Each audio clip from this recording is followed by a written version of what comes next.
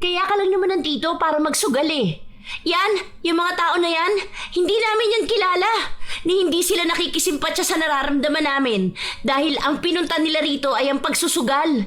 Dapat nananahimik na si Leleng, pero pinagkakakitaan mo pa rin siya. Hanggang kailan mo siya hahayaang nakaburol? Hanggat may mga pera pa kayong pansugal? Ha? Sinasabi ko sa'yo, wala kang karapatan na pagsabihan ako. Anak lang kita. Kaya ako ang may kakayahang magdesisyon kung anong gagawin ko, kung anong plano ko. Huwag mo akong pinapahiya sa mga tao. Nahihiya ka pa sa lagay na yan? Nahihiya ka sa kanila pero sa amin hindi. Wala akong pakialam kung tatay kita dahil hindi ka naman nagpakatatay.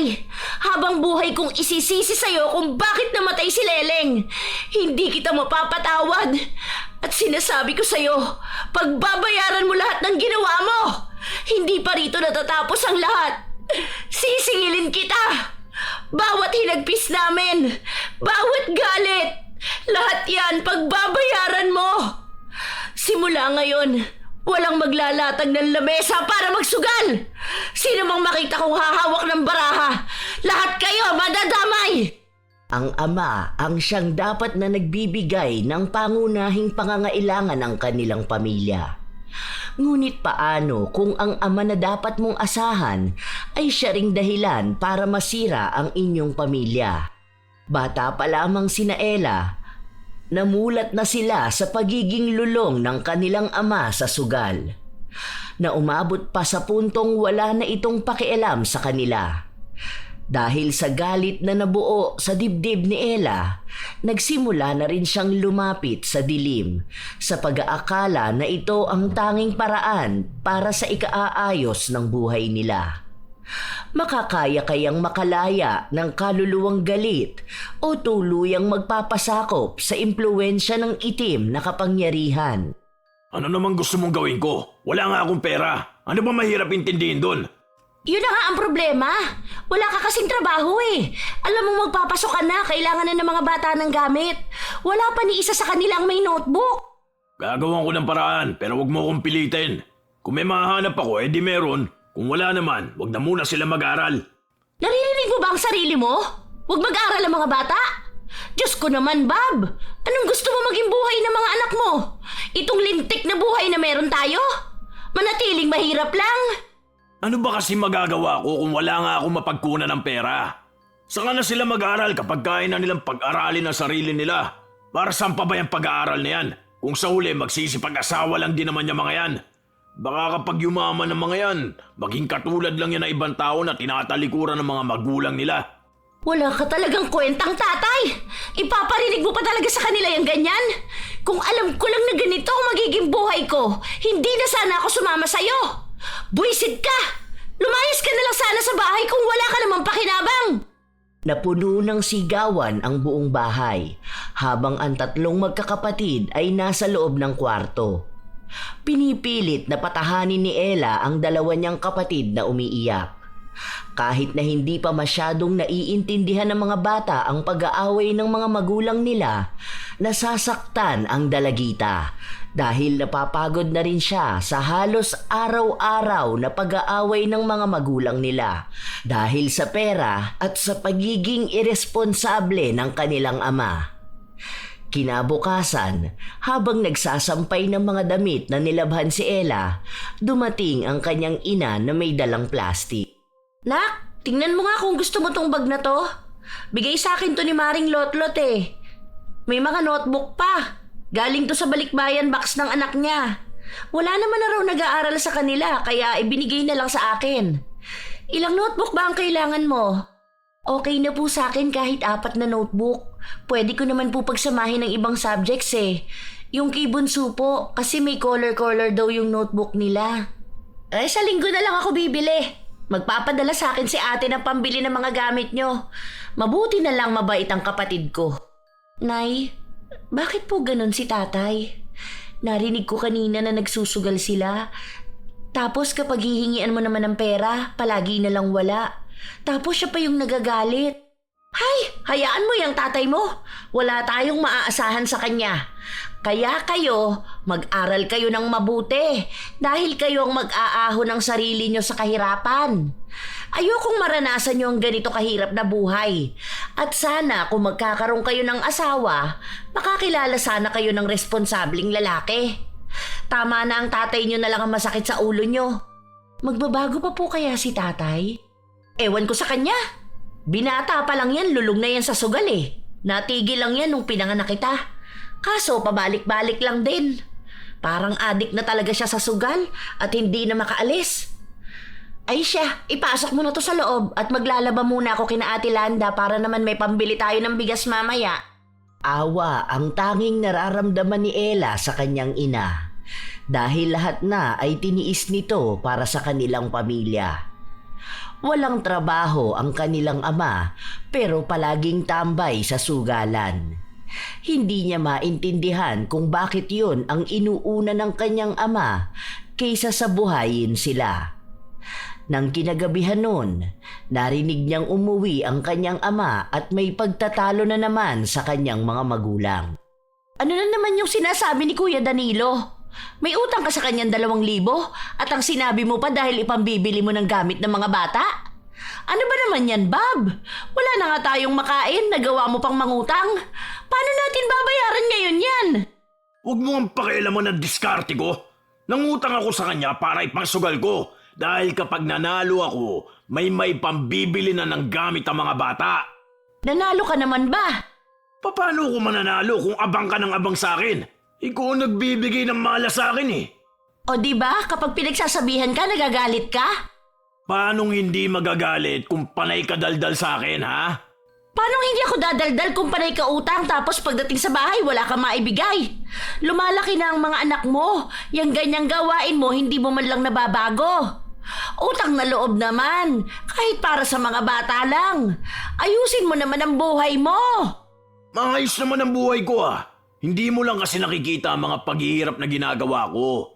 Ang nakikita mo lang kasi ang pagsusugal ko. Yan ang hirap sa'yo eh. Palaging sarili mong opinyon lang ang mahalaga. Ay, buwisit na buhay to. Mas maganda pa sa sugalan eh. Walang nagbubunga nga sa akin. Ganyan na lang talaga ang gagawin mo? Baka akala mo bata ka pa para ubusin ang panahon mo sa sugalan. Sige, kung aalis ka, lumayas ka na ng tuluyan. Gabi-gabing nagbabangayan. Simula bata pa si Ella, gano'n na ang problema nila. Sa paglipas ng mga araw, habang pumapasok sa paaralan ang 3 magkakapatid, naghahanap naman ng pagkakakitaan ang kanilang ina. Minsan ay naglalabada ito o kaya'y nagtitinda sa palengke. Marami siyang ginagawang trabaho dahil lagi niyang sinasabi na kapag hindi siya kumilos, magugutom silang lahat. Isang hapon, nang makauwi si Ella, napansin niyang umiiyak ang kanyang ina. Ano pong nangyari? May masakit po ba sa'yo? Nandyan ka na pala. Akala ko mamaya ka pa uuwi. Bakit po kayo umiiyak? Wala. May mga iniisip lang akong problema. Tungkol kay tatay na naman po ba? Nag-away po ba kayo? Hindi.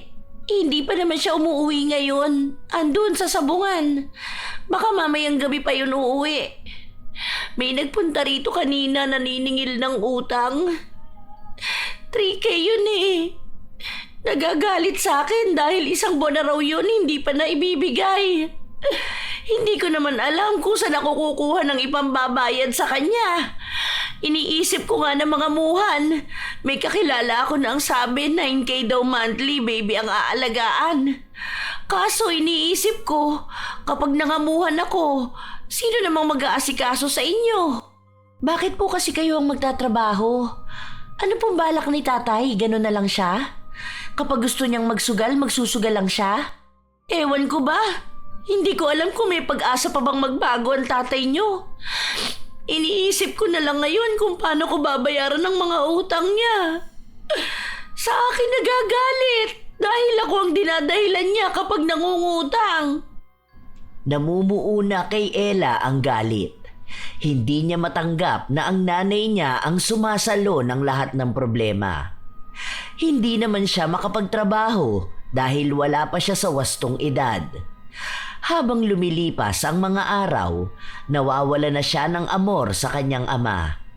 Nagiging iritable na rin siya kapag nakikita niya ito, lalo na kapag panay utos sa kanila. Alam niyang mali ang nararamdaman niya, pero sa tuwing nakikita niya ang kanyang ama, naaalala niya lang lagi ang mga problema na dala nito sa kanila. Hanggang sa isang araw, nagising na lang si Ella sa isang sigaw ng lalaki sa labas ng bahay nila. Lumabas siya para tingnan yon.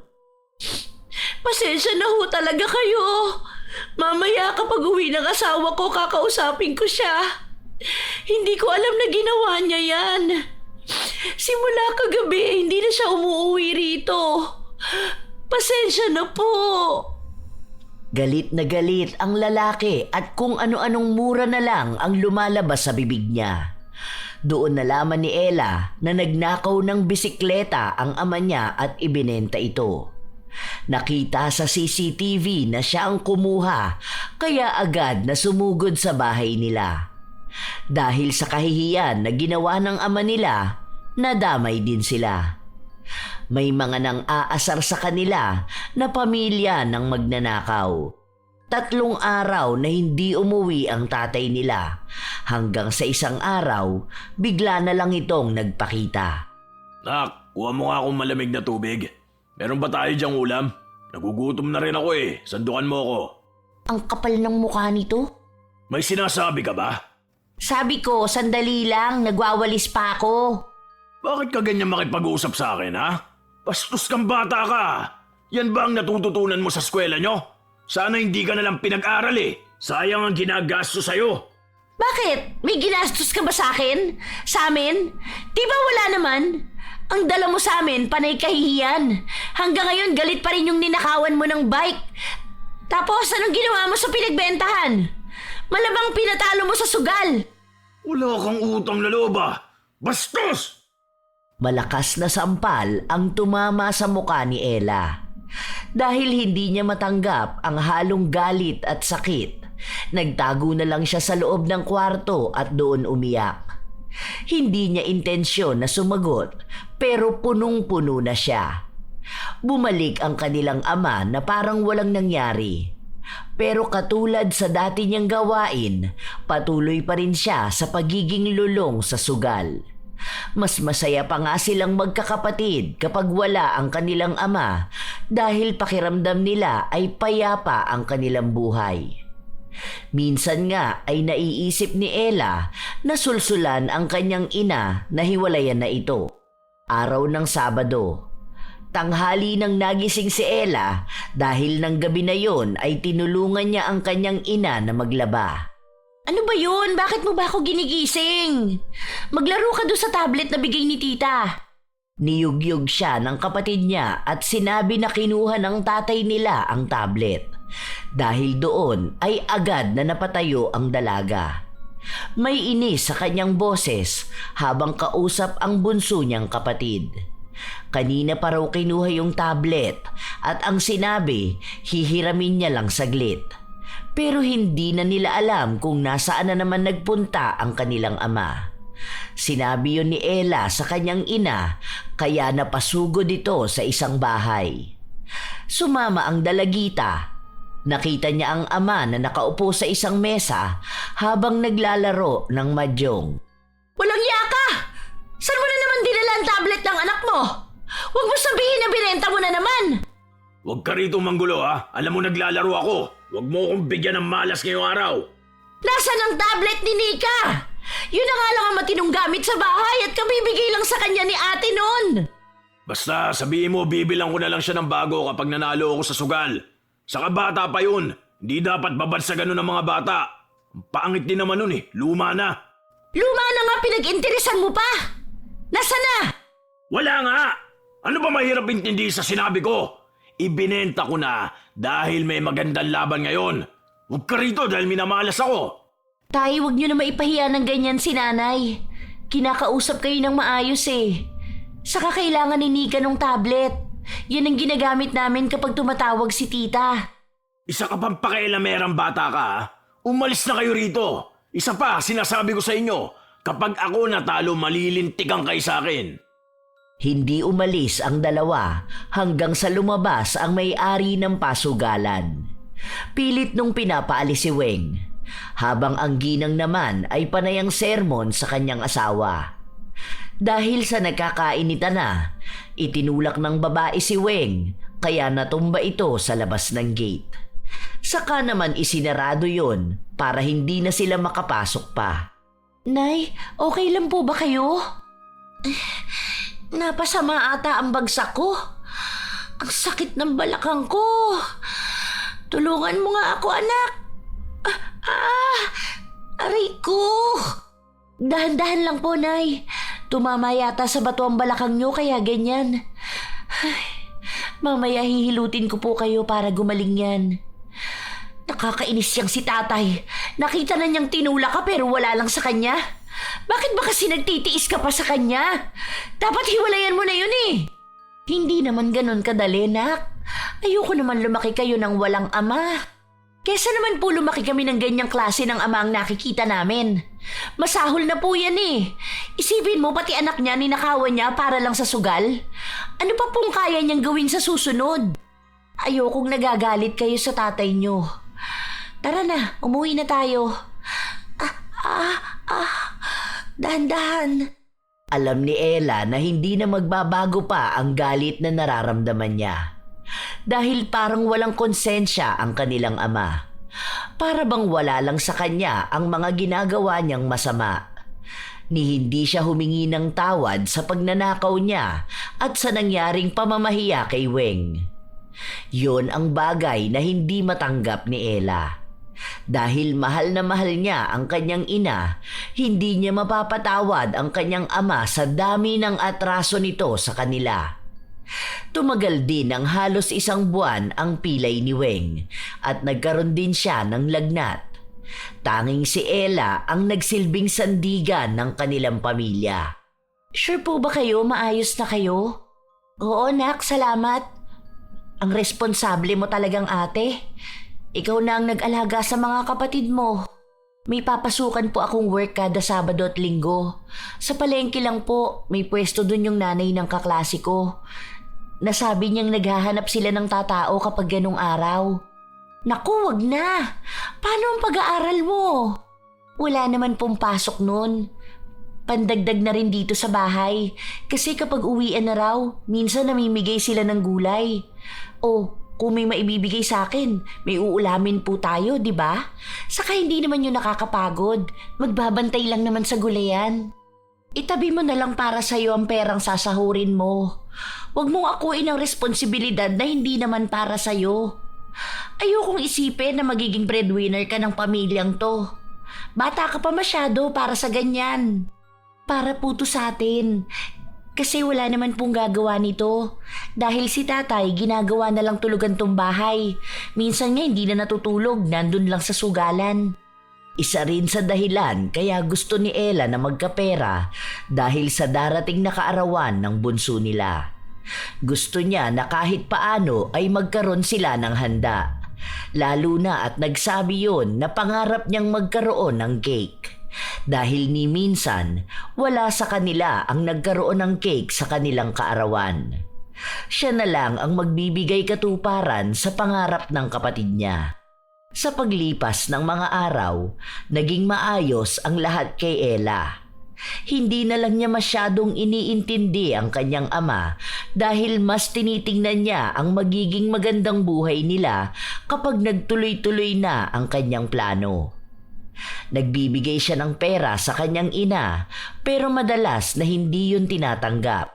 Kaya ang ginagawa niya ay bumibili na lang siya ng mga pangangailangan sa bahay nila. Uy, sakto to pambili ng cake. 1.5 yun kapag magpapakustomize ako ng Barbie. May libre pang cupcake. Tapos kahit pansit at juice, okay na yun. Mahalaga mahandaan si Bunso.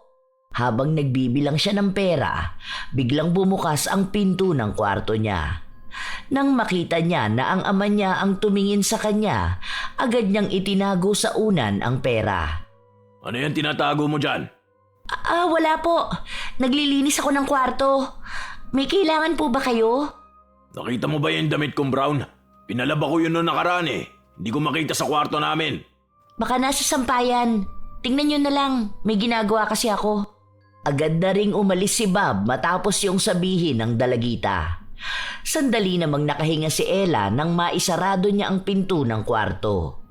Inilagay na rin niya sa lata ang perang ipon niya at itinago sa kanyang damitan. 2 araw na lang ay kaarawan na ng bunso nila, kaya masaya siyang makakabili ng handa. Mas gusto niyang makita ang reaksyon ng kapatid niya kapag nakita ang cake na gusto nito.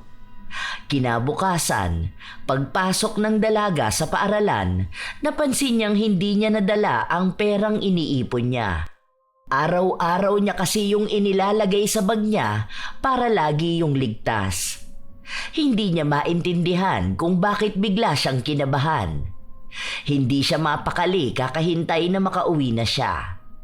Pag-uwi niya, agad siyang dumiretso sa kwarto.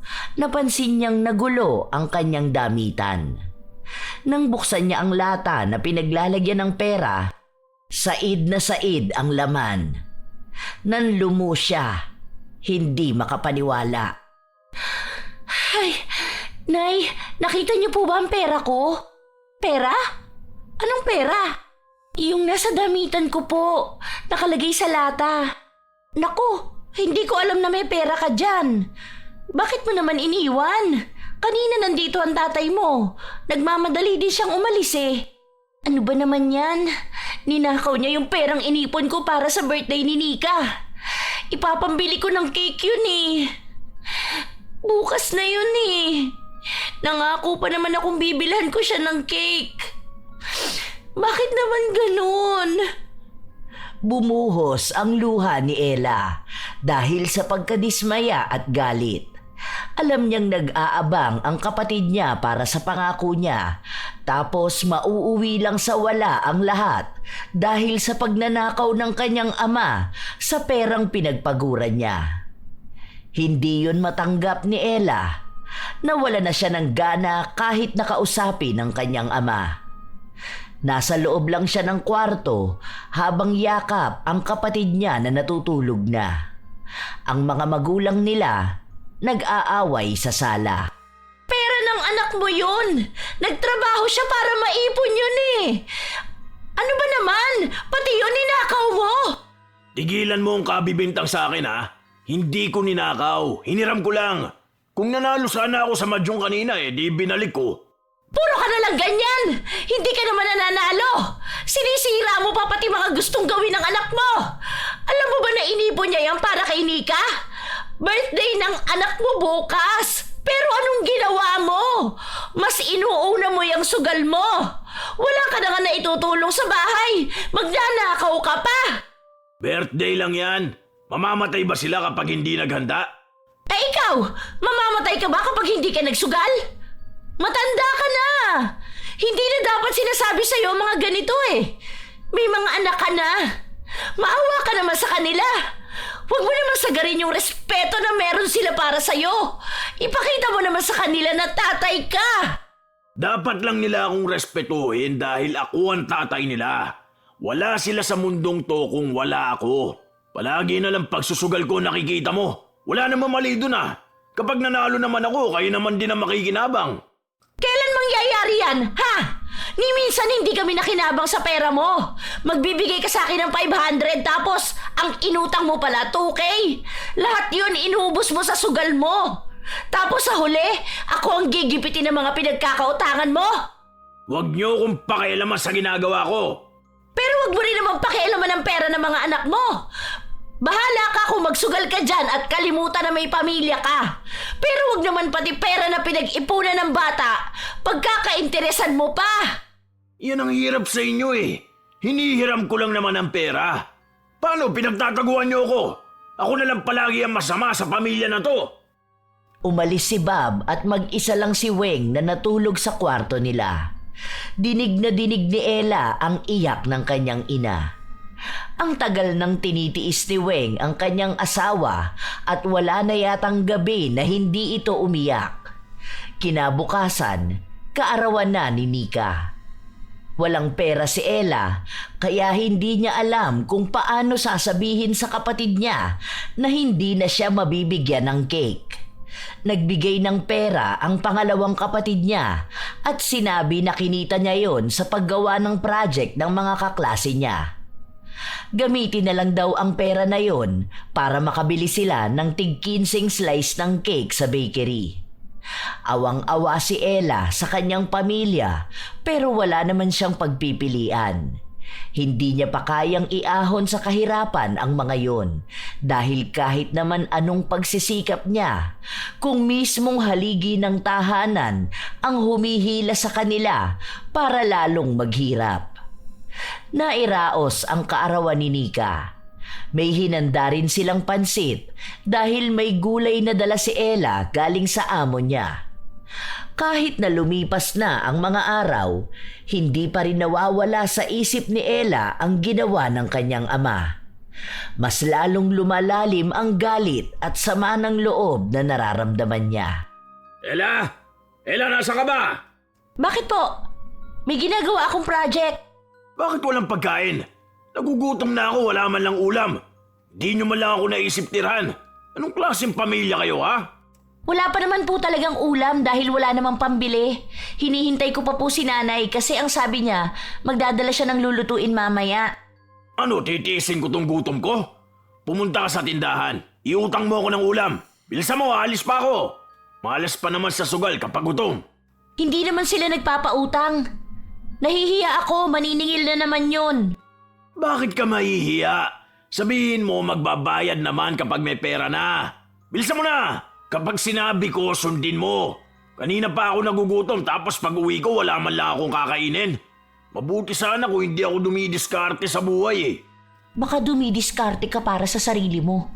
Hindi ka naman maasahan dito sa bahay. Hoy, ano ka bubuyog? Bulong ka ng bulong. Bilisan mo, baka magkasakit ako kapag nalipasan ako ng gutom. Walang nagawa ang dalagita. Nagpunta siya sa tindahan para mangutang ng uulamin, pero hindi siya pinagbigyan. Ilang beses pa siyang nakiusap, pero wala siyang napala. Pag-uwi niya sa bahay nila, galit na galit ang kanyang ama. Halos magwala na ito sa kusina at nagbabanta na itatapon ang sinaing nila dahil wala naman yung pakinabang kung wala silang uulamin. May toyo naman po dyan. Pwede na po yan. O kaya kape. Kanina sinabaw namin sa kanin yung kape. Tapos si Leleng, toyo't mantika ang inulam. Mamaya na lang po ulit kayo kumain pag uwi ni nanay. Lecheng buhay to. Yan ang ipapakain nyo sa akin. Kaya ayoko umuwi rito eh. Pati ba naman pagkain pinagtataguan nyo pa ako? Buisit! Agad na umalis si Bob. Kasunod nun ay nagising naman ang dalawa niyang kapatid. Nagtatanong sila kung may pagkain na. Doon lang inilabas ni Ella ang isang Tupperware na pinaglagyan niya ng niluto niyang ulam kanina. Alam niya kasi na uuwi ang kanilang ama. Kung hindi niya yun itatago, mawawala ng pagkain ang mga kapatid niya. Alam niya sa sarili niyang masama ang ginagawa niya, pero kailangan niya yung gawin. Kapag nagutom sila, hindi rin naman sila mabibigyan ng pambili ng tatay nila. Sa halip kasing ibigay ang pera sa kanila, iipitin yun ni Bob para sa ipansusugal niya. Pagka-uwi ng nanay nila, agad na ring nagluto si Ella. Kapansin-pansin kasi na masama ang pakiramdam ng kanyang ina. Nak, baka mamaya magpunta rito si Ate Hilda. Abot mo sa kanya tong 500. Sabihin mo yung balance na 500, abot ko na lang sa susunod. Nangutang ka po sa kanya? Utang ng tatay mo yan. Naawa na kasi ako kay Ate Hilda. Walang maipambili ng gamot. Yang utang ng tatay mo ang inaasahan niya. Ang pangako sa kanya, last week pa dapat babayaran. Wala naman akong maibigay. Bakit po kasi kayo ang magbabayad? Dapat hayaan niyo siyang maging responsable sa mga pagkakautang niya. Sa inyo na pinapapasan lahat. Hayaan mo na. Kaya po nasasanay siya eh. Kasi palagi na lang hayaan. Hindi niya malalaman kung anong mali niya kung wala nagsasabi sa kanya. Hindi po palaging hahayaan na lang.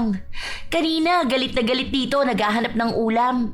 Eh kapag tayo naman po walang makain, hindi naman tayo nagwawala sa sugalan niya. Anak, huwag kang magtatanim ng sama ng loob sa tatay mo ha. Ayokong habang lumalaki kayo, lumalayo ang loob niyo sa kanya. Nay, kahit ilang beses niyong sabihin sa amin yan, may mga isip na po kami. Alam na po namin yan. Hindi po kami kasing pasensyosa niyo. Sana po wag masagad na mauubos na talaga ang respeto namin sa kanya bilang isang ama. Kasi ako po, hindi ko po kayang magtiis sa ganitong buhay. Kung pwede ko lang po kayong ilayo. Ay nako, hindi niyo po ba napapansin na kapag nandito si tatay, lahat kami nasa loob lang ng kwarto? Kasi kahit boses niya, ayaw naming marinig. Hindi na napigilan ni Ella na ilabas ang hinanakit niya. Marami pa siyang nais na sabihin pero pilit niyang pinipigilan ang sarili. Gusto na niyang sumapit sa wastong edad para makapagtrabaho na siya. Pinipilit niya sa sarili niya na kapag nagsumikap siya, makakalayo rin sila sa ganoong sitwasyon. Lahat ay gagawin niya, mailayo lang ang kanyang pamilya sa tatay nilang sugarol. Sa paglipas ng mga araw, walang nagbabago kay Bob. Palagi pa rin siyang tambay sa sugalan. Minsan ay nagbibigay siya ng pera sa asawa niya, pero kapalit naman nun ay kinabukasan may maniningil na naman na susugod sa bahay nila. Ella, bilisan mo. Lumabas ka doon. Tapos sabihin mo wala ako. Po, sino ba naghahanap sa inyo? Hinaan mo boses mo. Basta pumunta ka na ron. Tapos sabihin mo na wala ako. Kapag tinanong ko saan ako nagpunta, ang sabihin mo hindi mo alam. Basta lahat ng itatanong sabihin mo hindi mo alam ha. Pinagkakautangan nyo na naman po ba yan? Basta bilisan mo na para umalis na. Haharap na naman ang dalagita sa kahihiyan. May isang lalaki na may malaking katawan na bumungad sa kanya. Kapag nagtatanong ito ng kahit na anong tungkol sa kanyang ama, lagi niyang sinasabi na hindi niya alam. Sinabi niya rin na matagal na itong hindi umuuwi sa kanila. Nang si Ella naman ang magtanong kung bakit hinahanap ang kanyang ama, sinabi ng lalaki na malaki ang atraso sa kanya pagdating sa pera. Malaki raw ang naipatalo nito sa sugal at hindi pa naibabalik ang pera. Kapag daw hindi ibinigay yon sa kanya, papatayin daw ang kanyang ama. Ang dami nitong pagbabanta na sinabi na maaari ring madamay ang buo nilang pamilya. Matapos noon ay umalis na ito. Walang ganang bumalik sa loob ng bahay si Ella. Naabutan niya ang ama na nasa ilalim ng lamesa. Wari bang batang takot na takot. Umalis na po sila. Ay, salamat. Mabuti naman. Ano sabi niya? Papatayin niya raw po kayo kapag nakita niya kayo. Sus, papatayin. Di ko naman kasalanang natalo siya eh. Nagbangka pa kasi siya, tapos ako ang pinaupo. Tapos ako sisingilin niya. Tay, hindi ba kayo nagsasawa sa ganyan? Ang daming taong sumusugod sa bahay. Ang daming nakakakilala sa inyo. O bakit naman ako magsasawa? Masaya ako sa ginagawa ko. At balang araw, yayaman din ako sa sugal. Hindi nyo maintindihan to dahil hindi nyo naman ginagawa. Saka, normal lang sa tao magkaroon ng utang. Yung mga mayayaman nga may mga utang din eh. Huwag niyo hong ihalin tulad sa ibang tao ang ginagawa niyo. Sugal po yan, nakaka-addict talaga yan. Maraming pamilya at buhay na ang nasira dahil dyan. Sana naman po wag niyo na kaming idamay. Anong pinagsasabi mo? Huwag mo akong pangaralan ha. Anak lang kita. Hindi mo kasi alam ang pinagdadaanan ko. Anong gusto mo? Dito lang ako sa bahay? Nakatunga nga? Magtrabaho po kayo para hindi po si nanay ang palaging nag-iisip sa ipambabayad sa utang nyo. Siya ang ginigipit ng mga tao eh. Tapos kami nabubuli dahil sa ginagawa nyo. Maawa naman po kayo sa pamilya nyo. Palibasa, wala kang alam kaya ganyan ka magsalita. Ako, Ella, wag mo akong ginagalit ha. Tumabi ka nga dyan! Yun ang pinakamahabang araw na hindi lumabas ng bahay si Bob. Palagi rin siyang sumisilip sa bintana at nagiging aligaga. Kahit na hindi niya aminin, nakakaramdam siya ng takot sa pagbabanta sa buhay niya. Nang umuwi si Weng, agad na ibinalita ni Ella ang nangyari. Kaya nagkaroon na naman ng pag-aaway sa loob ng bahay nila. Ano ba naman yan? Ang laki ng perang atraso mo sa kanila. Kilala mo naman si Pating. Alam mo kung gaano kahalang ang kaluluwa nun. Kapag sinabi niyang papatayin niya, papatayin niya. Buti sana ko ikaw lang gagantihan nun eh. Paano kung pamilya mo ang pagbayarin niya? Paano kung ang mga anak mo? Ha? Sisirain mo lalo ang buhay nila. Pinapanalangin mo na ako na lang ang patayin niya? Anong klaseng asawa ka? Eh ikaw, anong klaseng asawa at ama ka? Ni hindi mo man lang inisip ang kapakanan ng mga bata. Puro babae ang mga anak mo. Hindi ka man lang ba natatakot para sa kanila? Di naman kasi ako gagalawin ni Pating. Ikaw lang ang nag-iisip ng ganyan. Mababayaran ko naman siya eh. Sa susunod may dayo para sa Mahjong. Kapag nanalo ako doon, babayaran ko siya. Saka, alam naman nilang hindi naman talaga ako nagpatalo sa kanya eh. Nung pinaupo niya ako sa pwesto niya, malaki na ang talo niya. Ginigipit niya lang ako ngayon. Ayan, hindi ka pa rin matigil. Kahit na may pagbabanta na sa'yo, wala ka ibang iniisip kundi ang magsugal. Sa halip na ayusin mo na ang buhay mo. Mag-apply ka ng trabaho. Di ba may nag-aalok sa'yo na sumama sa construction? Para naman mabayaran na paunti-unti ang mga utang mo. Makakatulong ka pa sa mga anak mo. Hindi yung dagdag pasakit ka pa. Mababayaran ko rin yung mga utang ko. Kapag nagtrabaho na ang mga bata, magbibigay sila ng pera sa akin. Alangan namang hindi tayo makaahon sa buhay kapag may mga trabaho na sila. Subukan lang nilang hindi magsustento sa atin. Anong klaseng utak meron ka, Bob? Hindi mo pwedeng ipapasan sa mga bata ang problema mo. Hindi nila tayo kargo. Ayokong isipin nila na malaking responsibilidad tayo para sa kanila. Hindi ka naman baldado para hindi magtrabaho para sa sarili mo. Hindi mo pwedeng hintayin na magkatrabaho sila. Baka buong buhay nilang pagbayaran ng maiipon mong utang. Basta, wag mo kasing pangunahan ang lahat. Hindi ka na nga nakakatulong sa problema ko. Gaganyan ka pa sa akin. Tumagal ang bangayan ng mag-asawa. Halos 1 linggo na ring hindi lumalabas ng bahay si Bob. Nakakapanibago yon para sa mga bata.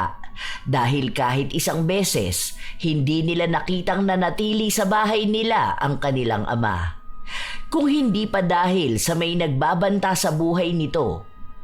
Lagi ring aburido si Bob dahil naiinip na siya sa loob ng bahay. Nangangati na rin ang mga kamay niyang humawak ng baraha. Sa tuwing uuwi rin ang mga bata, dumidiretso sila sa kwarto dahil mabigat ang pakiramdam nila kapag nakikita ang kanilang ama. Malayong malayo ang loob sa kanya. Hindi ako mahilig sa sugal pero pupusta ko. Kapag yan lumabas na naman sa bahay, makakaipon na naman yan ng utang. Nak, ano ba yung mga pinagsasasabi mo? Mamaya marinig ka ng tatay mo. Eh ano naman, nakakainis kapag nandito yan eh. Parang may demonyo sa bahay natin. Sabi ko sa'yo, huwag kang ganyan sa tatay mo eh. Alam mo ba na masama ang may ganyang ugali? Mas masama naman ang ginagawa niya. Kung makakarma man ako sa ganitong attitude ko, siguro po wala namang magiging bago. Wala pa nga akong ginagawang masama, nakarma na ako dahil siya ang naging tatay ko. Parang ang laki ng kasalanan natin sa mundo para magbayad at magdusa. May usapan na kami ng tatay mo na kapag aalis ulit si na paring Lex, sasama na siya para makapagtrabaho, para maiiwas na rin siya sa pagsusugal niya. Mukhang makakaya naman na niya yon. Tingnan mo, ang tagal na niya sa bahay. Mas maganda pong gawin niya muna, wag puro salita. Saka na po ako bibilib kapag nakikita ko nagbabagong buhay na siya. Kahit na po wag na para sa amin, kahit para na lang sa sarili niya. Para naman hindi siya habang buhay na ganyan. Kulang na lang maging kamukha na niya yung king sa baraha. Kahit na magkakasama sila sa iisang bahay, malayo talaga ang loob ng mga anak ni Bob sa kanya.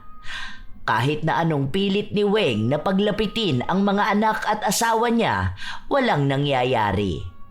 Tila ba natanim na sa utak nila ang ginagawa ng kanilang ama. Makalipas pa ang ilang linggo, unti-unti na namang lumalabas si Bob pero hindi sa pagtatrabaho, kundi sa pagsusugal na naman. Pero hindi pa ito alam ng kanyang asawa. Natuklasan lang ito ni Ella nang minsan niyang makita ang ama. Habang nasa labas si Ella, sinadya niyang daanan ang pinagsusugalan ng kanyang ama. Nakita niya itong masaya habang may mga pera na nasa harapan nito. Sa inis ng dalagita, nilapitan niya ito para hingian ng pambayad ng kanyang pag-aaral. Tay, kailangan na po kasi talaga namin. Pupunta nga akong bayan ngayon para bumili na. Kapag hindi ako nakapagpasa nun, baka bumaba ang grades ko. Hindi mo ba alam na malas yung ginagawa mo? Hindi dapat nang hihingi ng pera kapag may nagsusugal. Sana maghintay ka na lang sa bahay. Baka matalo po kayo, wala kayong perang maiuwi sa bahay. Ngayon na po sana. Magkano lang naman yun eh. Wala nga sinabi, hindi ako magbibigay. Hintayin mo matapos ang paglalaro ko. Umuwi ka na nga. Mas mainam pa maglinis ka sa bahay. Hindi yung ako iniistorbo mo rito. Pahingi na lang pala ako ng pambili ng bigas. Ayan, buwisit, naunahan pa ako. Malapit na ako manalo eh. Ano ba? Hindi ka ba makaintindi ng sinasabi ko sa'yo, ha? Kapag ako talaga natalo pa rito, yari ka sa akin pag-uwi. Habang nagagalit si Bob, mas lalong sinasadya ng kanyang anak na inisin siya. Tumambay ito sa likuran niya para makita ang barahan niya. Uy, ang ganda ng barahan nyo, Tay. 2 dos ang hawak nyo. Malakas yan. May 3 ace pa kayo, oh. Sayang, muntik na maging straight flush. Hindi pa naging spade yung jack. Lakasanan niyan lalo. Punyeta ka talaga. Bakit mo pinagsasabi ang bara ko? Umalis ka nga dyan. Doon ka. Ayokong may nanonood sa likuran ko. Bakit po? Gusto ko nga matuto rin magsugal eh. Malay nyo ako susunod sa yapak nyo. Hindi pa ako masyadong marunong yan eh. Papanoorin ko lang kung totoong magaling kayong humawak ng baraha. Ano ba talagang gusto mo, ha? Oh, itong 500. Umalis ka na rito. Umuwi ka na. Yun! Salamat, Tay. Ay, oo nga po pala. Lapag nyo na yung isang ace para mag-pass sila. Hindi nyo mailalapag yung 4 nyo. Kasi mukhang matataas na yung mga susunod nilang ibababa. Good luck! May halong inis ang nababakas sa mukha ni Bob dahil sa mga pinagsasabi ng kanyang anak. Habang si Ella naman ay may kaunting tuwa dahil nakakuha siya ng pera sa kanyang ama. Nang gabing yun, galit na umuwi si Bob. Halatang natalo siya pero hindi niya yun basta masabi dahil hindi alam ng asawa niya na nagsusugal na siya ulit.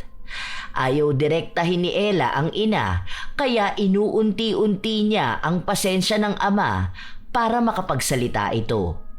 Kumusta naman po ang laban kanina, Tay? Sinunod niyo po ba yung payo ko na ilapag ang ace? Anong laban? Anong ace? Ay, hindi niyo pa po pala alam. Kanina nanonood ako ng Pusoy Dos eh. Ang ganda nga po ng barahan ni Tatay. Ang daldal mo talagang bata ka, no? Hindi mo kayang itikom niyang bibig mo. Ako inis na ako sa'yo kanina pa, ha?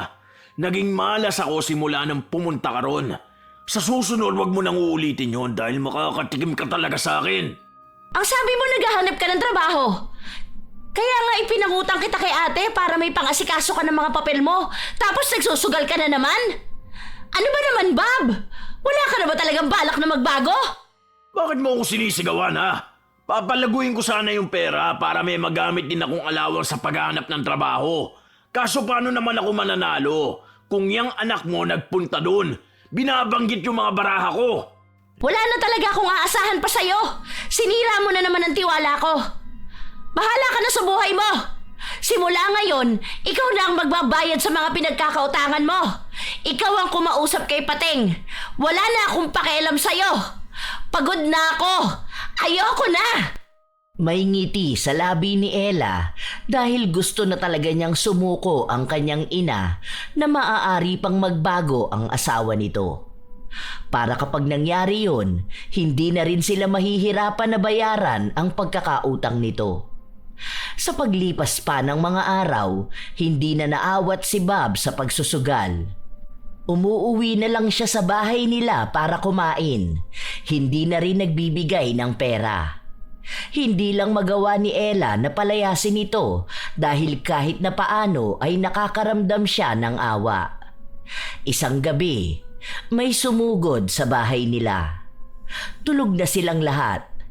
Hindi lumabas si Ella pero dinig niya na may naniningil na naman. Nang makaalis ang maniningil, nagkaroon na naman ng pagtatalo sa pagitan ng mag-asawa. Ano yung dinahilan mo ron? Na sinumpong na sakit si Leleng? Diyos ko naman, Bob! Hindi ka man lang kilabutan! Alam mong totoong may sakit ang anak mo, yun pa ang idadahilan mo? Alam mong sa lahat ng ayoko, idadamay mo ang mga anak mo sa kawalangyaan mo dyan sa sugal eh! Paano kung magkatotoo yan? Paano kung atakihin na naman ang anak mo? Ano na lang ang pwedeng mangyari sa kanya? Alam mo na ang sabi ng doktor na kapag sumumpong ang sakit niya, pwede niyang ikamatay yun. Mag-isip ka naman! Yun na lang ang naisip ko eh. Paano ang damot magpautang sa akin? Ninang naman niya ni Leleng eh. Pero ang kuripot pagdating sa pera. Kaya naisipan mong gamitin ang sakit ng anak mo? Hindi ka man lang ba kinilabutan? Hindi ka man lang ba nakaramdam ng awa para sa bata? Wala ka nang binibigay dito sa bahay na may merwisyo ka pa. Ay, Diyos ko po ang anak ko. Hindi ko kakayanin kapag may masamang nangyari sa kanya.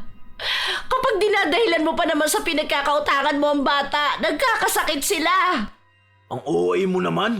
Dahilan lang naman yun. Wala namang mapapahamak. Hindi mo kasi alam. Wala ka kasing pakialam sa mga anak mo eh. Hindi ka na nga pinipigilan sa pagsusugal. Huwag naman pati yung buhay ng bata, maisasanla mo na. Mag-alala ka naman para sa kanya. Ewan ko sa'yo. Pinapalala mo yung simpleng bagay eh. Wala naman yan. Kung ano-ano na lang kasing paniniwala ang naririnig mo, ayusin mo yung pag-iisip mo para umayos ang buhay mo. Napatingin si Ella sa kapatid niya. Awang-awa siya sa mga nangyayari. Minsan pa ay hinihiling na lang niya na sana ay iba na lang ang naging ama nila. Yun bang katulad sa mga kakilala niya na responsable at mahal ang kanilang pamilya? Sa paglipas ng mga araw, unti-unting nagbabago ang pakiramdam ni Leleng. Napapadala siyang nagsusuka at inaatake ng sakit niya. Nangingisay din siya tuwing gabi. Mabuti na lang ay naaagapan pa nila. Pero dumating ang isang gabi na sobrang lala na ng dinaranas nito. Bumagsak siya sa sahig, nangingisay, bumubula ang bibig. Nak, bilisan mo! Tawagin mo ang tatay mo! Dali natin sa ospital ang kapatid mo! Ay, Diyos ko po, parang awa niyo na! Huwag niyo po munang kunin sa akin ang anak ko! Ay, hindi ko kaya! Anak ko! Laban lang ha! Anak! Halos madapa pa si Ella sa pagmamadali niyang tumakbo. Hindi na siya nakapagsuot ng tsinelas pero kahit na ganun ay wala siyang ibang sakit na nararamdaman. Ang alam niya lang ay kailangan niyang magmadali. Naabutan niya ang tatay niyang naglalaro ng mahjong. Tay, bilisan niyo po! Si Leleng inaatake! Kailangan siya dalhin sa ospital! Nangingisay na siya sa bahay! Ano ba? Ang ganda ng laban namin tapos pupunta ka rito para lang dyan? Ano na naman pakulutong ginagawa mo ha? Sisirain mo na naman ang laro ko eh. Tay, hindi ako nagbibiro! Kailangan ni nanay ng tulong! Kailangang madala si Leleng sa ospital! Marami tayong kapitbahay, maraming tutulong sa kanya. Malis ka na rito, hindi ako makapag-focus. Muwi ka na dun, matagal pa tong laban namin. Malaki ang pustahan dito. Kahit na anong pagmamakaawa ni Ella, hindi tumayo sa upuan niya ang kanyang ama. Wala ring halong pag-aalala sa mukha nito. Kaya agad na bumalik siya sa kanilang bahay. Wala na ang ina at kapatid niya. Naabutan na lang niya ang bunso na umiiyak sa loob. Kasama ang isa nilang kapitbahay. May sumama na raw sa kanyang ina para madala si Leleng sa ospital. Hindi mapakali ang dalagita. Hindi siya nakatulog ng gabing yun dahil hindi siya matapos sa pagdarasal na maging maayos ang kapatid niya. Iniisip niya na hindi niya pa nabibigyan ng magandang buhay ang pamilya niya, kaya wag naman sana muna itong mawala sa kanila. Sila-silang magkakapatid na lang ang nagkakaroon ng pagkakaintindihan, habang ang ama naman nila ay mas mahalaga pa ang sugal kaysa sa kanilang buhay. Kinaumagahan, nagising na lang si Ella nang dumating ang tito niya, ang kapatid ng kanyang ina. Kinausap sila nito na mag-ayos ng kanilang bahay dahil baka sa kinagabihan nun ay ibuburol na ang kapatid nila. Hindi na napigilan pa ni Ella na maghinagpis. Hindi siya natigil sa pag-iyak dahil hindi siya naniniwala sa sinabi ng kanyang tiyuhin. Gusto niyang puntahan ng ina pero hindi siya pinayagan ng tiyuhin niya. Kaya raw ito nagpunta roon ay para may mag-asikaso sa kanilang ina. Siya lang kasi ang malapit na kapatid nito. Nakatulala lang si Ella hanggang sa sumapit ang gabi. Narinig na niya ang ingay ng sasakyan. Ilang sandali pa ay may mga kalalakihan na nag-ayos sa kanilang bahay para sa paglalagyan ng kabaong ni Leleng. Namanhid na ang buong pagkatao ni Ella nang makita niyang inilalagay na roon ang kapatid niya. Nakita niya rin ang ina na hindi na makalakad dahil sa panghihina. Wala na si Leleng, nak. Wala na ang kapatid niyo. Hindi na siya naisalba ng mga doktor. Bakit naman po ganun? Dapat po pala matagal na natin siyang dinala sa ospital. Paano na po yan? Ang bata pa ni Leleng, Nay. Hindi ko alam. Wala na akong maintindihan. Nasaan ang tatay mo? Wala, hindi siya tumayo sa sugalan. Ewan ko, hindi ko po alam kung nabalitaan na niya yan. Hindi naman siya umuwi. Habang nag-uusap sila, doon naman dumating si Bob. Pero para bang baliwala lang sa kanya ang nangyayari. Sinilip niya lang ang anak niya. Matapos nun ay ipinaayos na niya ang mga lamesa para sa pagsusugalan nila. Hindi matanggap ni Ella na kahit sa ganoong sitwasyon, mas inuuna pa rin ng kanyang ama ang kanyang bisyo kaysa sa ikapapanatag ng kanilang kalooban. Wala man lang simpatya. Mukhang mas masaya pa nga ito.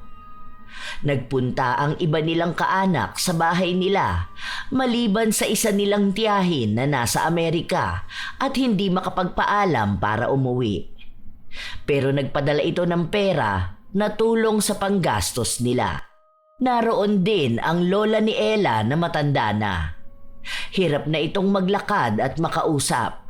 Hindi na dapat ito pupunta roon pero nagpumilit siyang nais niyang makita ang apo niya sa huling pagkakataon. Walang gabi na natahimik ang damdamin ni Ella. Palagi siyang umiiyak. Hindi siya makausap. Ganon din naman ang kanyang ina.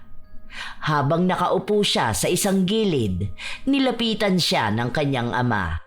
Bumili ka nga ng 2 pang baraha. Tapos mamaya kapag may dumating, ayusin mo yung kabila mesa. May mga magsusugal. Ayoko. Anong ayaw mo? Inuutusan kita dahil mamaya lang darating yung mga kaibigan ko at maglalaro ang mga yon. Bakit kailangan pa nila maglaro dito? Aba syempre, may nagsusugal talaga sa patay. Ano bang inaarte mo dyan ha? Bumili ka na lang. Sundin mo ang inuutos ko. Hindi yung para kayong tanga ng nanay mo na nagmumukmuk dyan. Wala na kayong magagawa dahil nangyari na yan eh. Kapag ba nakapuno kayo ng isang balding luha, mabubuhay ba si Leleng? Hindi naman, di ba? Move on na! Tumingin ng masama si Ella. Hindi niya gusto ang mga salitang sinabi ng kanyang ama. Yun na ang sukdulan ng pagiging mabait niya. Hindi na niya kaya pang gumalang dahil ubos na ang kanyang pangunawa. Hindi niya sinunod ang anumang inuutos sa kanya ng kanyang ama.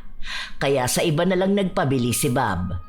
Hindi rin ito kinikibo ni Ella kahit nakausapin pa siya nito. Ayaw niya lang magkagulo sa burol ni Leleng. Bilang respeto na lang din dito.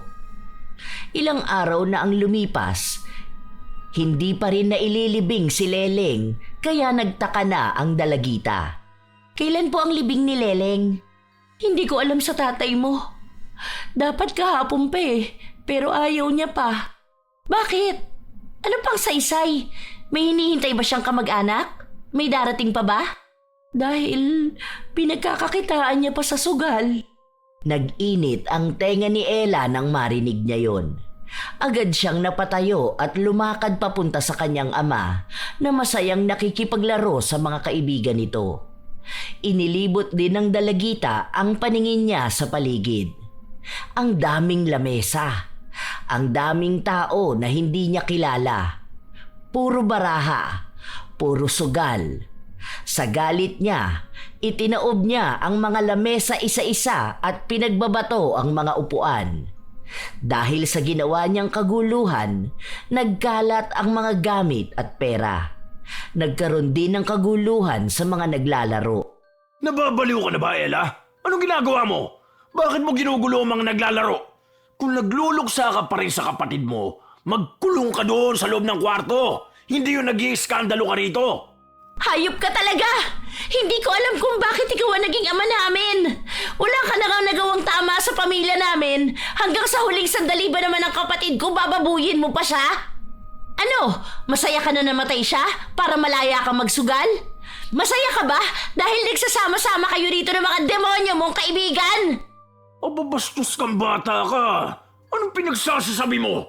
Kaya ka lang naman nandito para magsugal Yan, yung mga tao na yan, hindi namin yan kilala. Ni hindi sila nakikisimpatya sa nararamdaman namin dahil ang pinunta nila rito ay ang pagsusugal. Dapat nananahimik na si Leleng pero pinagkakakitaan mo pa rin siya. Hanggang kailan mo siya hahayaang nakaburol? Hanggat may mga pera pa kayong pansugal? Ha? Sinasabi ko sa'yo, wala kang karapatan na pagsabihan ako.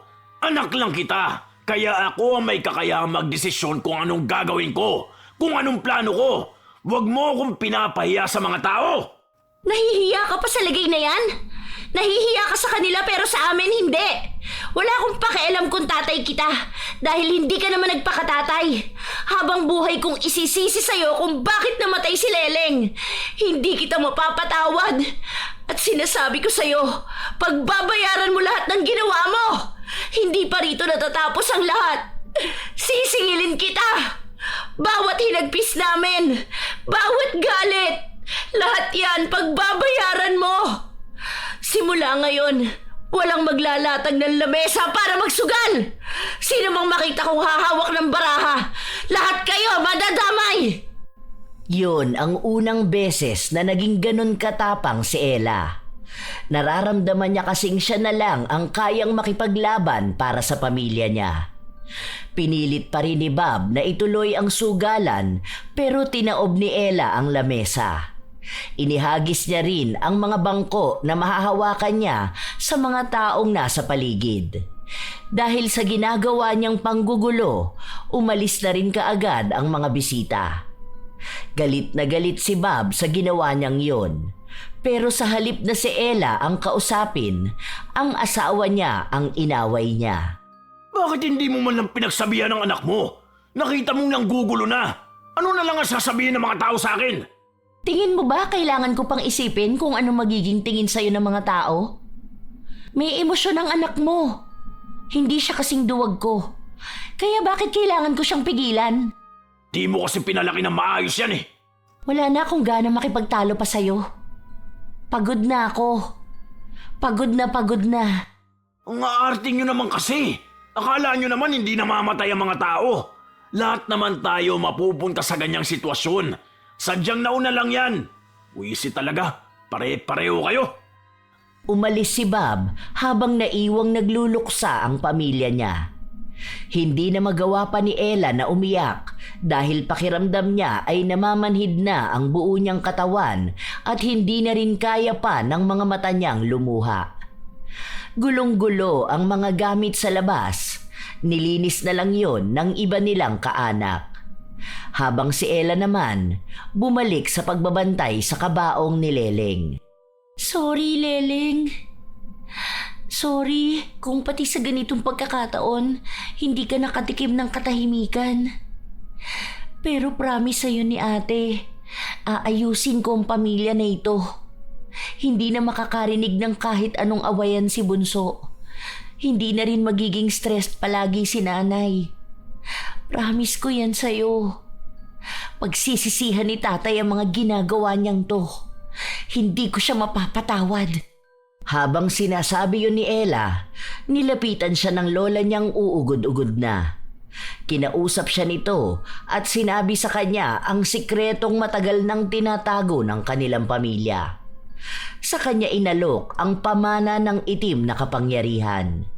Dahil sa paraan daw na yun, magagawa niyang makaganti sa taong kinagagalitan niya. Walang pagdadalawang isip na tinanggap ni Ella ang alok na yun. Huling gabi bago ilibing si Leleng, isinagawa ni Ella ang ritual na itinuro sa kanya. Mas magiging mabisa raw yun kung may maghahatid ng kulam mula sa kabilang buhay. At si Leleng yun. Nang mailibing na si Leleng, nagsiuwian na rin ang iba nilang mga kaanak at silang pamilya na lang ang naiwan sa bahay nila. Doon nila mas lalong naramdaman ang tunay na pagluluksa. Umiiyak palagi si Weng at Nika habang naging matigas na ang puso ni Ella. Umiiyak siya sa kalooban niya pero mas namumutawi sa kanya ang galit. Ilang araw pa ang lumipas, palagi na namang nagsusugal si Bob. Walang nagbabago sa ugali niya hanggang sa isang araw ay maaga siyang umuwi. Kapansin-pansin na namumula ang mga mata niya. Dali niyo ako sa ospital! Bilisan niyo! Bakit hindi ka magpadala sa mga kaibigan mo? Ano ba tinatayo-tayo niyo dyan? Hindi niyo ba nakikita nangyayari sa mga mata ko? Sobrang sakit! Ang katipa! Hindi ko mapigilang kamutin!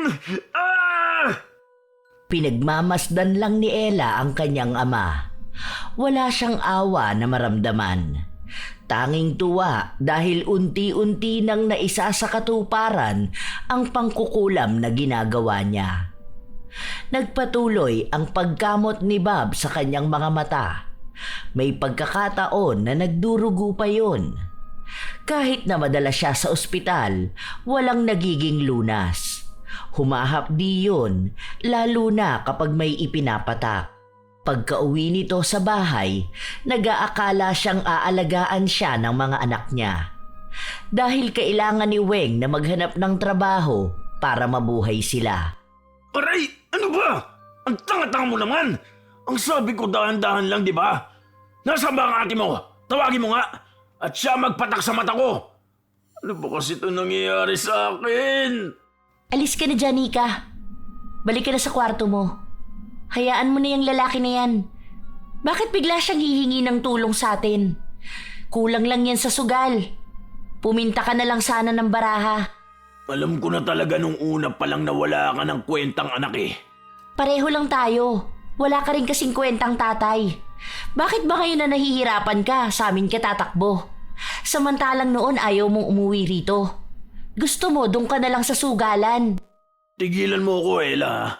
Kapag ako nakatayo, malilintigan ka sa akin. Ako ang tatay nyo, kaya obligasyon nyo ko. Kung ikaw nga hindi mo alam ang obligasyon mo, tapos gusto mong gawin namin yung parte namin, sana bago mo hiniling yan, ibigay mo muna yung sa amin. Pinaranas mo sana na obligasyon mo nga kami. Kaso wala naman eh. Kahit nga hanggang sa mamatay si Leleng, wala kang kwentang tatay. Hindi ako makikipagtalo sa'yo dahil masama ang pakiramdam ko. Sundin mo ang inuutos ko dahil sobrang sakit na ng mga mata ko. Mas lalong sumasakit dahil sa ginagawa mo. Sinunod ni Ella ang sinabi ng kanyang ama. Pero walang pagdadahan-dahan niyang pinatakan ang mga mata nito. At kahit na nagagalit na sa kanya, wala pa rin siyang pakialam. Ilang linggo ang lumipas na maganang tuluyan ang mga mata ni Bob. Hindi niya alam kung paano siya gagaling. Habang si Ella naman ay masaya sa nakikita niya. Nagdurusa na ang kanilang ama. Unti-unti na niyang pinagbabayaran ang mga pagkakasala niya. Ang hapdi! Sobrang katiba! Nahihirapan ako imulat ang mga mata ko. Bakit ba ang tagal mo linisan? Hindi mo ba matanggal agad ang muta? Dinadahan-dahan ko. Dahil lang sabi mo masakit. Ayusin mo!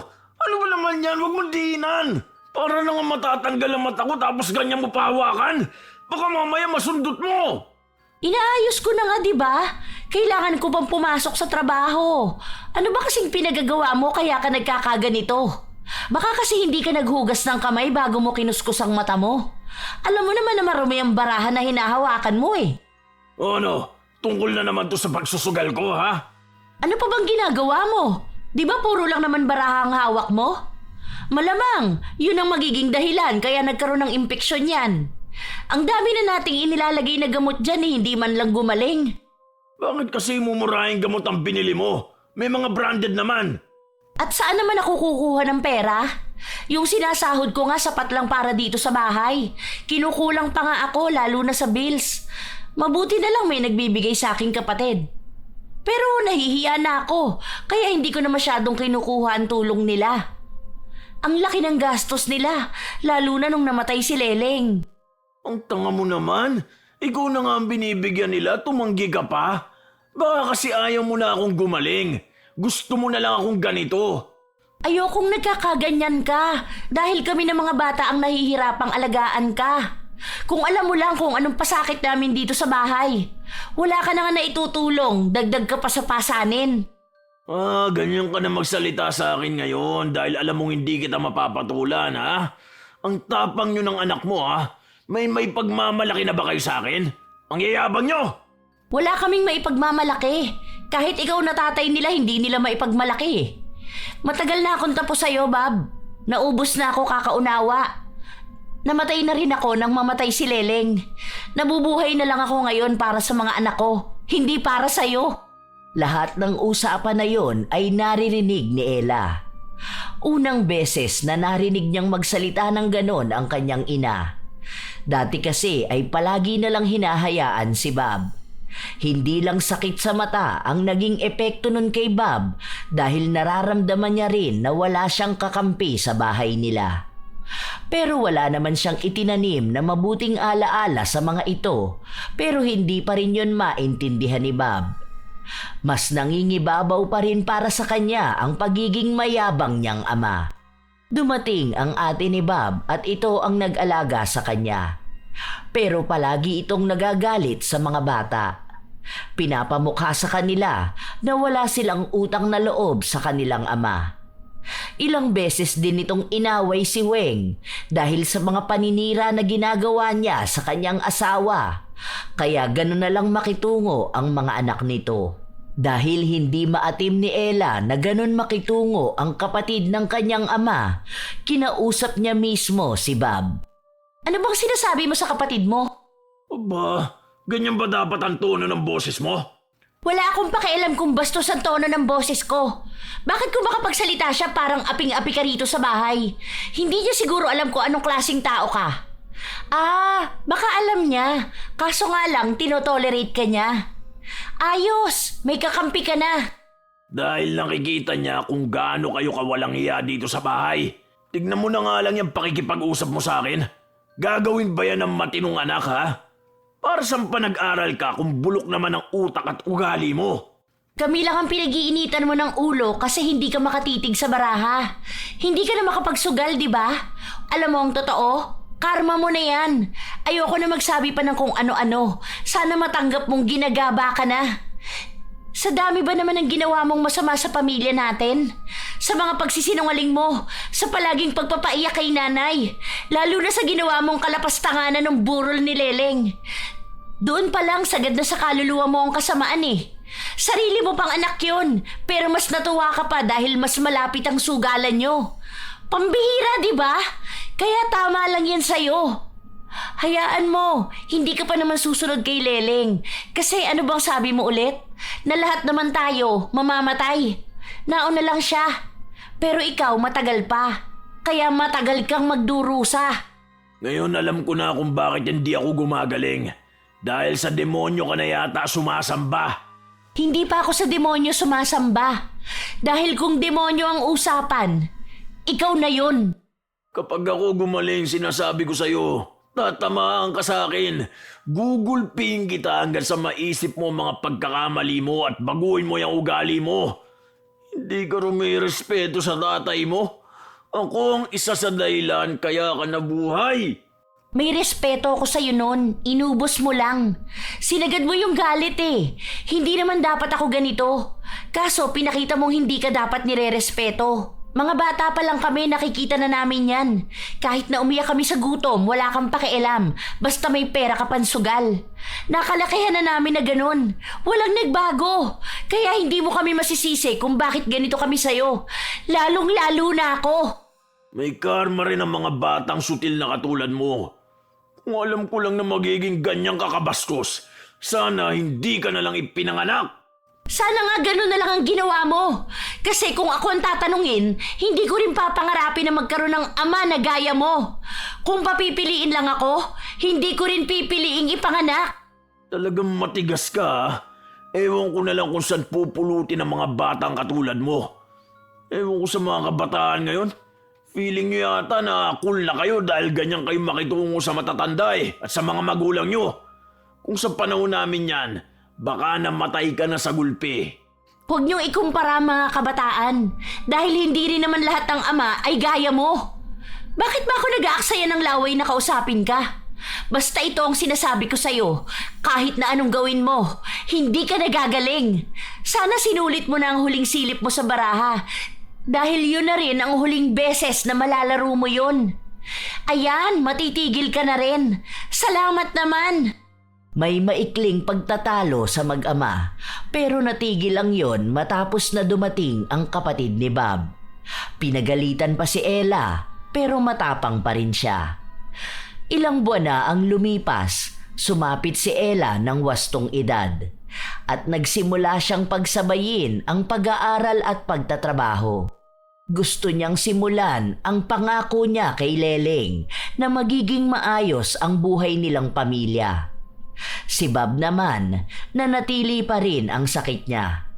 Pero kahit na nahihirapan na siya, walang pagsisisi na makikita sa kanya.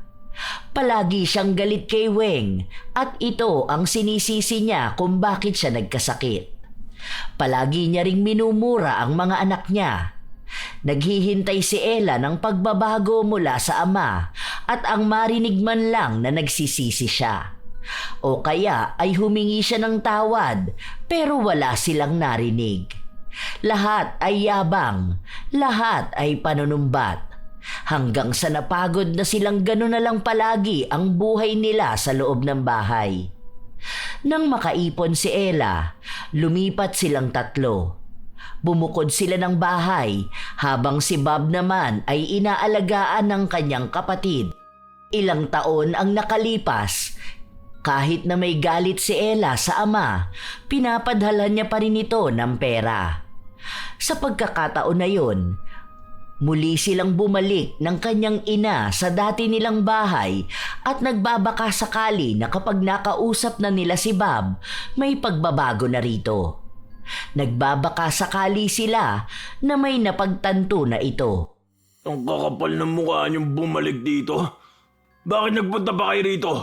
Ano? Para makita ang nangyayari sa akin? Ito, ganito pa rin. Namamaga pa rin ang mga mata at nagmumuta. Walang nagbago. Ano? Masaya na ba kayo? Alam nyo, Tay, kaya kami nagpunta rito kasi gusto naming makita ang pagbabago sa inyo. Ang pagsisisi. Anong pagsisisi ang sinasabi nyo? Ako pa pala ang dapat na magsisi? Matapos nyo akong abandonahin? Ang kakapal naman ng mga mukha nyo. Mga wala kayong utang na loob. Tunay nga na hindi ka na magbabago. Ilang taon na ang ibinigay namin sa'yo para makapag-isip ka, pero wala pa talagang sa-isa yun. Ngayon mo mas lalong pinapakita sa amin na tama lang ang desisyon naming iwan ka. Pero hayaan mo na. Nabubuhay naman kami ng mas maayos ngayon. Wala namang nagbago kasi sanay naman din kaming wala ka. Yun kasi ang minulat mo sa amin eh.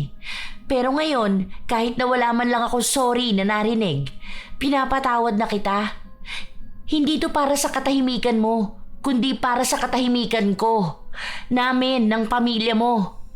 Sayang, akala ko pwede na akong makaranas na magkaroon ng tatay. Yun bang magiging ama talaga? Kaso wala eh. Yun na lang ang kailangan kong tanggapin. Pero huwag ka mag-alala, hindi ka namin papabayaan. Magpapaabot pa rin kami ng tulong sa'yo. Di ko kailangan ng tulong nyo. Mabuhay kayo sa paraan na gusto nyo. Pero hintayin nyo lang naka-armahin din kayo. Lumayas na nga kayo rito! Nagpaalam ang dalawa sa huling pagkakataon. Sa hindi maipaliwanag na dahilan, nakaramdam ng awa si Ella. Kahit siya naman ang may dahilan kung bakit yun nararamdaman ng kanyang ama. Hindi na rin naman yun basta mawawala dahil yun ang klase ng kulam na hindi na basta nagagamot pa. Kahit may tampo at sama ng loob si Ella, pinilit niya pa ring magpatawad. Sinasabi niya sa kanyang sarili na sapat na ang paghihirap ng ama para makitang nakabawi na siya rito. Hindi na rin niya kasalanan kung wala talagang pagbabago sa ugali nito. Kahit na ilang beses na silang pinagtabuyan, hindi tumigil si Ella na tumulong sa ama. Napagtanto niya, kahit pala ganoon ang ama, may parte sa sarili niya na hindi niya kayang talikuran ito, katulad kung paano sila tinalikuran noon. Walang nakaalam ng pangkukulam na ginawa niya, maliban sa kanyang lola na namayapa na rin. Hindi na niya binanggit sa ina ang patuloy niyang pagsasanay sa kapangyarihan na namana niya. Alam niyang masamang gamitin yun, pero minsan, yun na lang ang tanging kakayahan na maaaring malapitan ng mga gaya niyang walang kakampi. Sa paglipas ng panahon, unti-unti nilang nababago ang buhay nila. Naibigay na rin ni Ella ang magandang buhay sa ina at sa kanyang kapatid. Tuwing kaarawan ni Leleng, nagpupunta sila sa sementeryo para idaos yun. Dala ang cake na noon pa man ay hindi nila makamtan. Sa dami nilang pinagdaanan, marami rin naman ang nagbago sa buhay nila. May mga pagsubok pa ring dumarating. Nagagawa pa rin naman nilang harapin yon. May lungkot man sa pananatili ni Bob sa sitwasyon niya, may kaginhawaan namang natigil na ito sa pagsusugal. Ang sugal kasi ay isang klase ng adiksyon na mahirap nang alisin sa sarili. Maraming pangarap at pamilya ang nasisira nito. Dahil sa una, magmumukha itong masaya hanggang sa unti-unti ka nitong lalamunin hanggang sa hindi mo na kayang makawala. Iniisip din ni Ella na baka ganon ang maramdaman niya kapag masyado niyang pinagtuunan ng pansin ang paggamit ng itim na kapangyarihan. Ayaw niyang maging sugal ito sa buhay ng nakararami. Walang saysay ang pagkapanalo sa sugal, kung pamilya naman ang nakataya at ipinatalo. Huwag gawing sentro ng buhay ang adiksyon sa sugal dahil maraming aspeto ang sinisira nito. Shout out sa ilan sa mga masusugid na tagapakinig ng mga istorya ni Lola Telang. Arialyn Notarte, Catalea Soto, Giona Condua, Sherlyn Joseco, Jasmine Reyes, Mary Jean Constantino, Tess Howgate, Ann Royles, Charson Tamidles, Mary Jane Flores Rico, 88 IC, Neri Domingo, Eric Tabin, Herin Canete, Eda Francisco, Elise Padilla, Silent Devil Briza 25, Beauty and Your Best, Lucky Nanay, Hi kina Lucy San Jose, Rachel Whitney, Honey Austria 884, Ashley Garcia, Kiara Sofia, Maria Luisa Chavaria, Boking Regala, Teresita Mondoy, Riz Magante,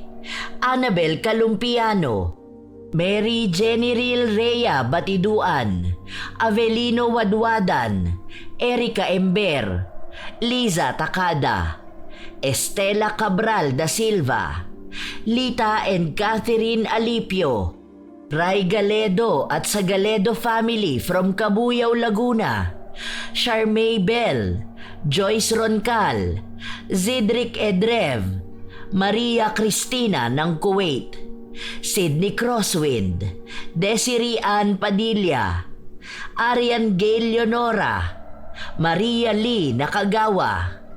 Kumusta kayo, Jenny Suzuki, Broken Vow 7899, Larcy Siriban, Nini Cupido, Danica Dulnuan, Luri Ann Vitalicio, Mirna Alfaro, Larny Azurin, Belene Regencia, Marcos Balingasa, Jessa Jacob, Pinky Hepertor, Nena Diones, Roche M, Asodicen Cerila, Rochely Del Rosario.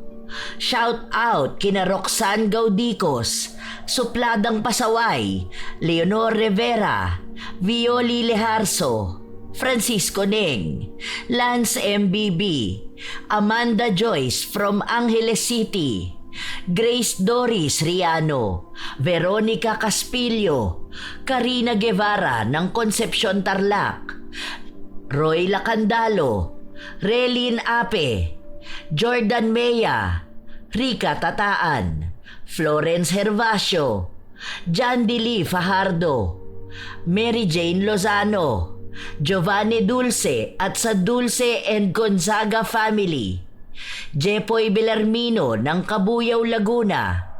Shout out din kina Clarissa Telo, Maribel Balabag, Lee, Robert Crimen, Karen Salut, Red, Hana Maylin Sesgundo, Rodemay Panaligan, at sa boyfriend niya na si Neil na nakikinig from Negros Occidental, Maria Jaisel Ngoho, Emma Dumato, Hazel Fiesta, Jazzy J ng Louisiana, USA, Yensky 12 at sa kanyang mga anak na sina Prince Berlin Monsalud at Princess Angel Heart Monsalud. Ito ang inyong nag-iisang Lola Telang,